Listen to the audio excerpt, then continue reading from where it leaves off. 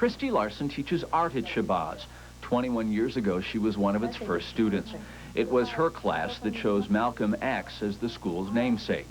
He had really gone through some major changes. He was as rough and tumble as any Shabazz kid off the street you could find, and took himself somewhere. And his education was from all different areas. Students of color made up nearly a third of that first Shabazz class. From the beginning, it was designed as a school that respected and nurtured difference. That spirit is still alive there today.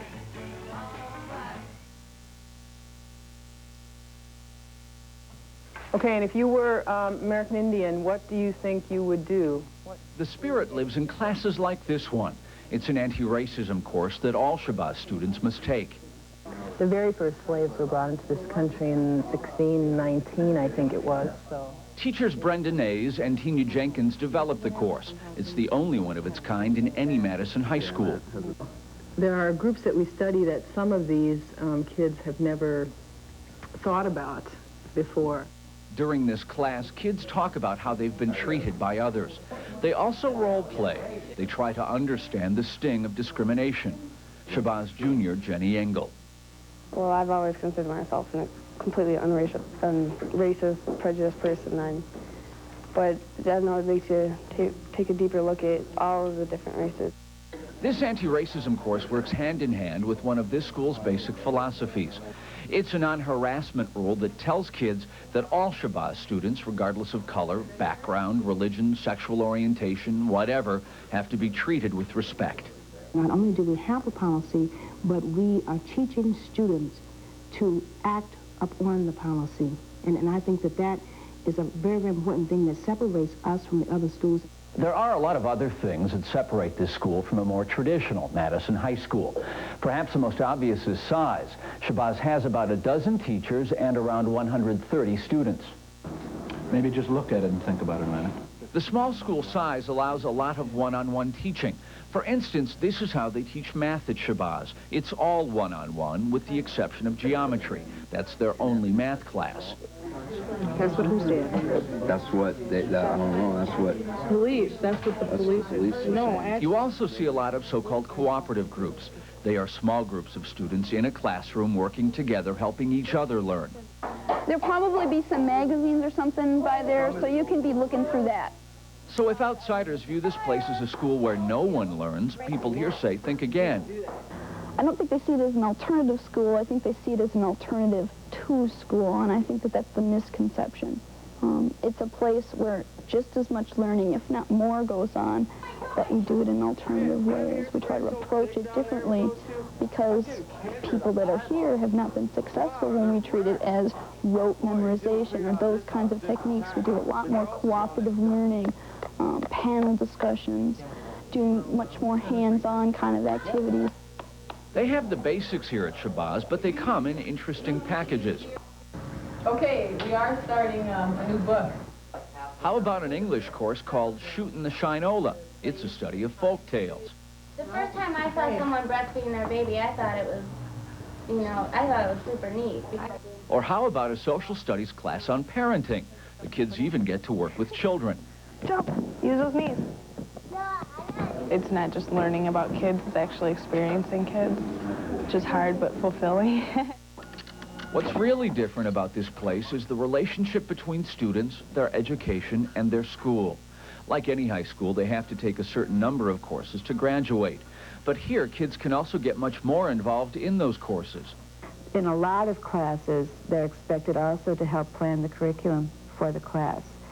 If they don't like the way an assignment goes, they have the freedom, and in fact, sometimes are encouraged to say, I don't want to do it this way, can I do it this way? Or, I have an idea for this, can I go ahead with this project?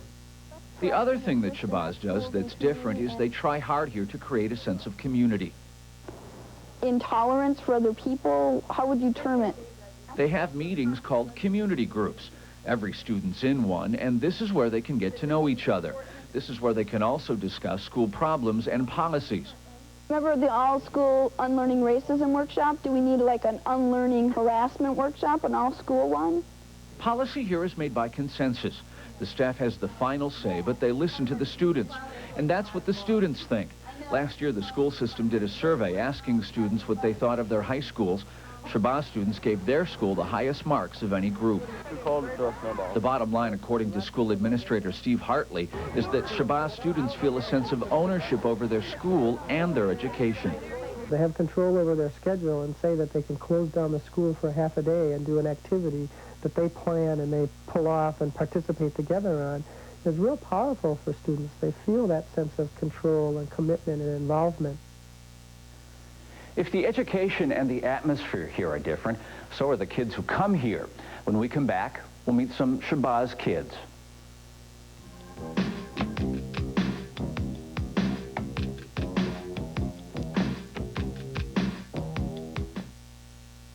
When you're not around little children that often, you forget how much fun they can be. You forget how they bring out the child in you. How much fun it is to watch the kids' expression when you read them a story they've heard at least 100 times before.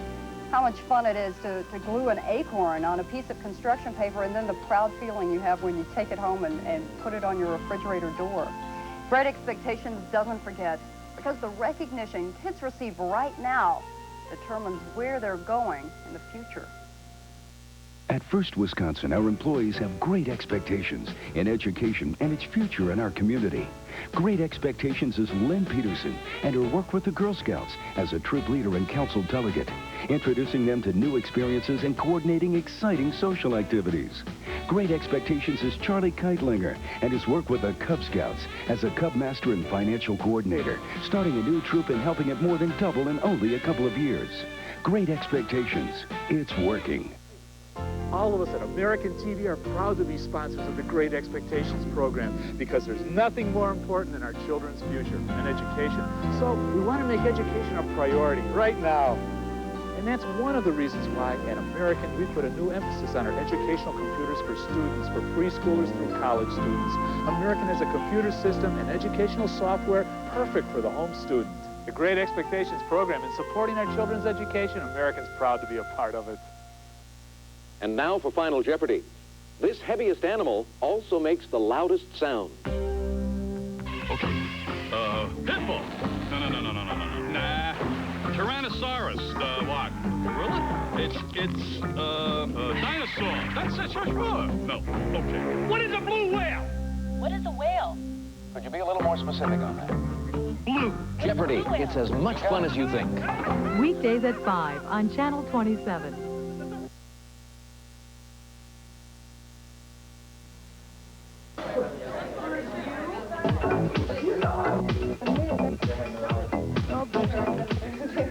I think that's probably the greatest myth about Shabazz, is that there is a Shabazz student that we can identify, you know, in 5 words or less. In terms of how our students rank academically, they rank from those who are National Merit Scholars to those who come in and they really need a lot of individualized help. The average adult in the community, if they go up to the bus stop and here's a bunch of, well, whether it's Shabazz kids or West High kids, they're going to be kind of scared and go, boy, what is this? What's going on here? Teenage maniacs. But when you get to know them individually, you know, you've got some really wonderful people here. We get the most creative looking kids usually. We look wild. So who are Shabazz kids? Are they the unteachable dumped here by other schools? Teachers here would say their students can be taught, that this is no dumping ground, and that the great majority are learning well. So, who are Shabazz kids? They are uncomfortable in their home school, but I guess that's the broadest statement I can make.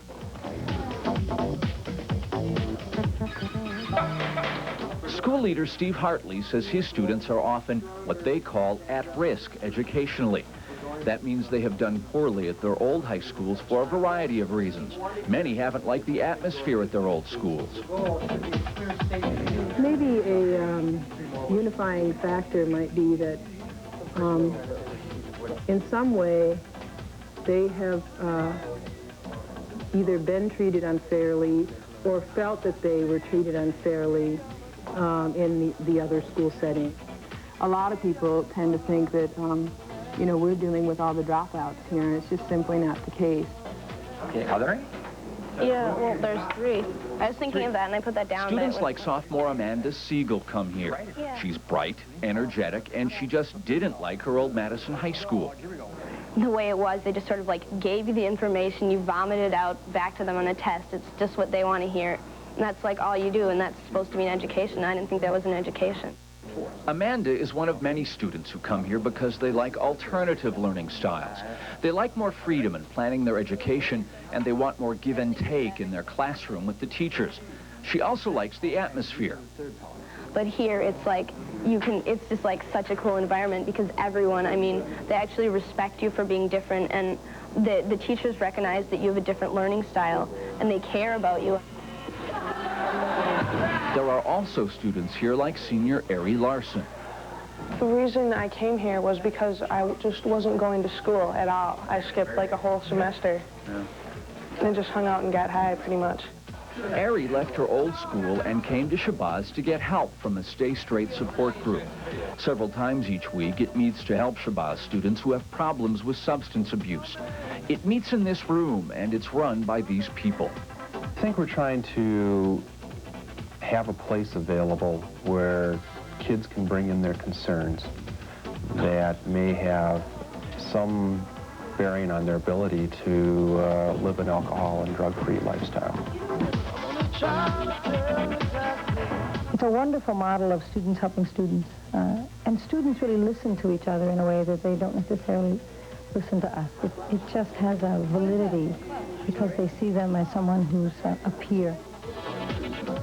I don't think I would have even known about the fact that I could be off drugs if it hadn't been for this. And then there are students here like Richard Ambler. I'm here to learn. I'm not here to be picked on or to put up with other people's crap. Ambler came to Shabazz so he wouldn't be picked on. He's Native American, and he's one of a group of students of color who study here. Most came to escape harassment in their old schools. More nowadays, this is what students and parents are even looking for. This is we want our kid in a broad, expanded curriculum where there's not as much harassment. Students come here for different reasons, but in one sense, they have one thing in common with their school's namesake, Malcolm X. He's the man who took charge of his own education. He rejected the education that was given him and decided that he would educate himself and ask certain fundamental questions and pursue those and get the answers for himself. And I think a lot of Shabazz students either feel that way or when they get here, they soon learn that this is a place where they have an opportunity to play a bigger role in their own education. So these students have found their educational home here. Still, Shabazz isn't perfect. This place has problems too. When we come back, we'll look at those issues, and we'll also see why some people call this the school of the future.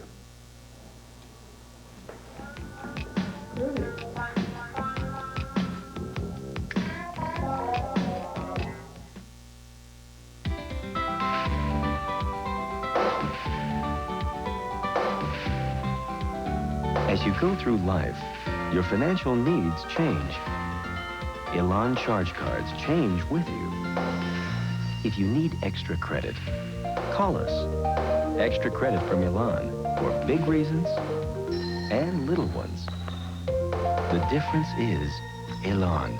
Call now to apply for your Elan MasterCard or Visa. Here's the best news for extra-strength Tylenol users in years. Aspirin-free Anacin. It has the exact same medicine as Tylenol. Same strength, same fast pain relief.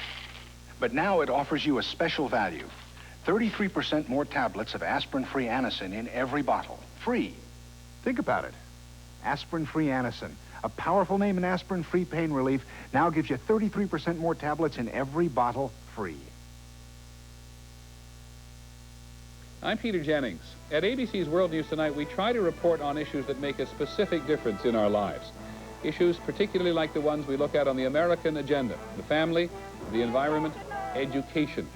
We also report, of course, on the day's news from across the country and around the rest of the world. And so I hope you'll join us weeknights for ABC's World News Tonight at 5:30, followed by 27 Eyewitness News at 6 with Patty Lowe and Jeff Gillen.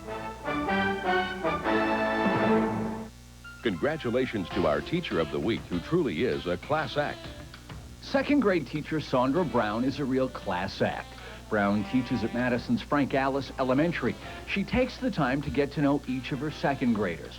They are special kids to her, and she makes sure each child knows it. Sandra Brown, this week's class act. If you know a teacher who's a class act, send us a brief description and watch Class Act Tuesday night at 6 on 27 Eyewitness News. Have yourself a merry little Christmas. Let your heart be light.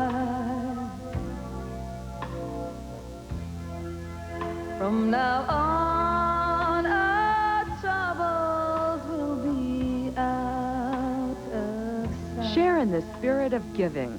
Donate to Toys for Tots.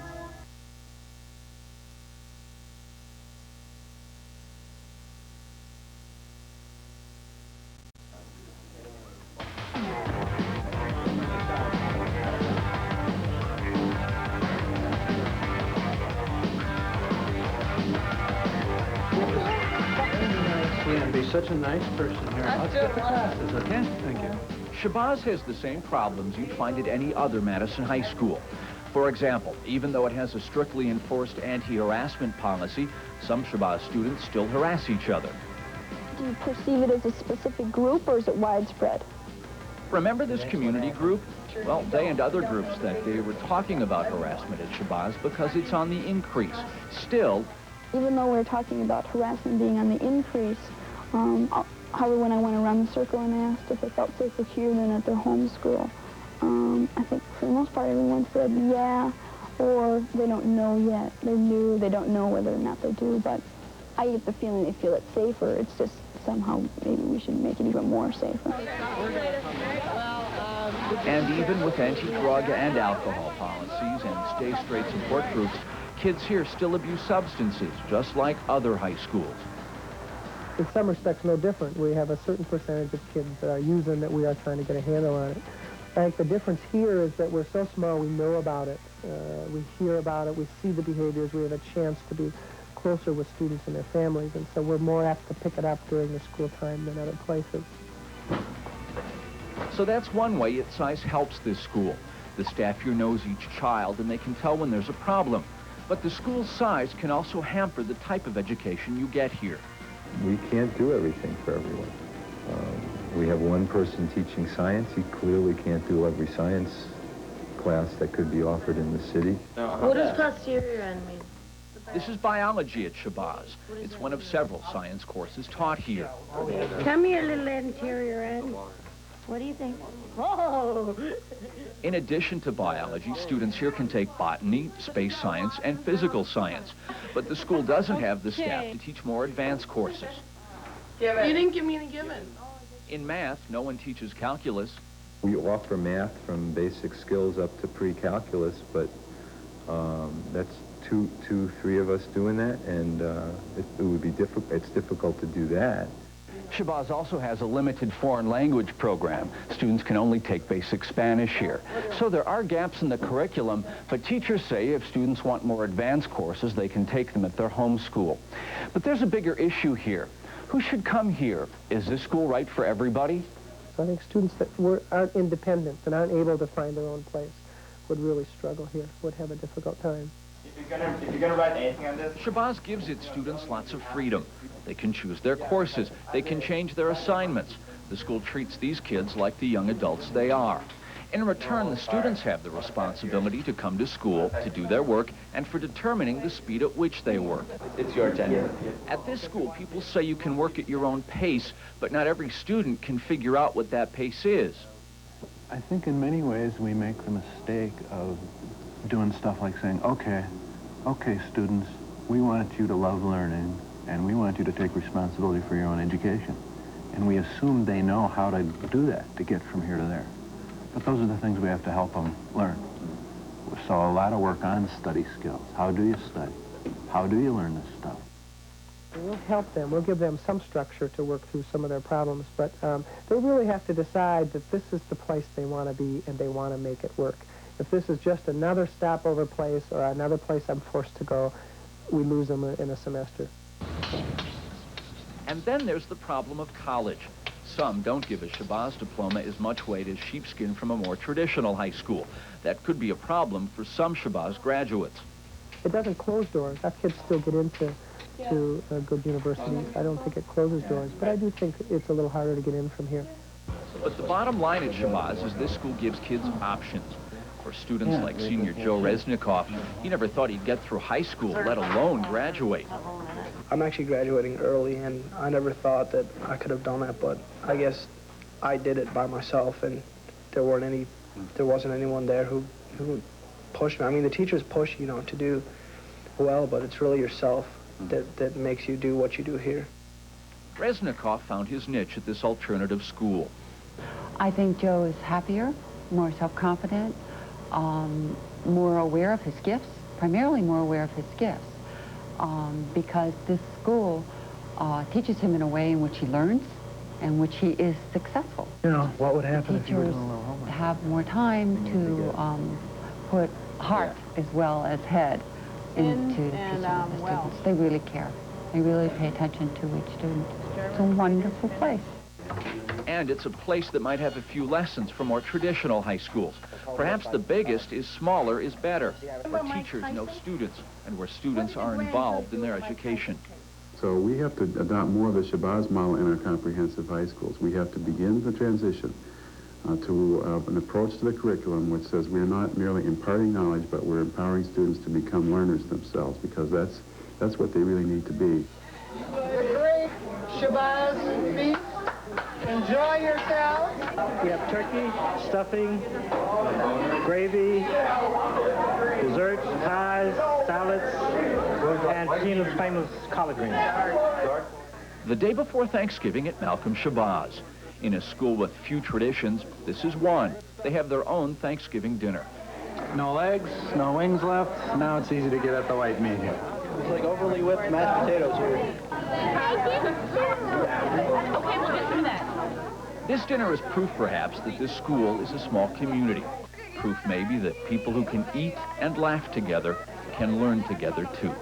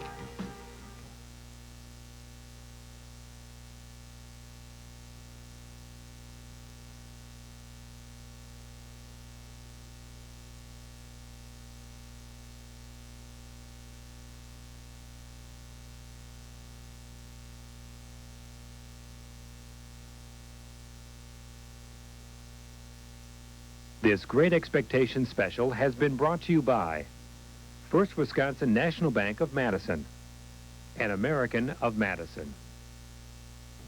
All of us at Growing Pains wish you A merry, merry. Happy, happy. A jolly, jolly. Warm and toasty. And a partridge in a pear tree. Season's greetings From us to you. Tuesday, It's a girl. She has to go to the hospital. She's sick. a special Christmas episode of Homefront. It's a night for miracles, isn't it? Tuesday. The Raiders are battling to reclaim their division crown, but the Saints are trying to capture their first title ever. They meet on ABC's Monday Night Football.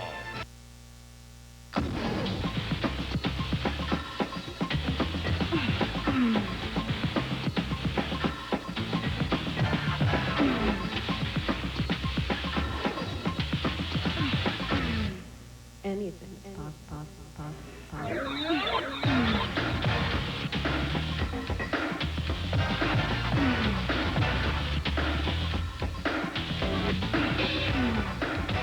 Anything is possible. No little cinnamon gum freshens breath longer than Big Red. So kiss a little longer, stay close a little longer, hold tight a little longer, longer with Big Red. That Big Red freshness lasts right through it. Your fresh breath goes on and on. While you chew it, say goodbye a little longer, make it last a little longer. Give your breath long-lasting freshness with Big Red. Gorby gets mad. Details at 10.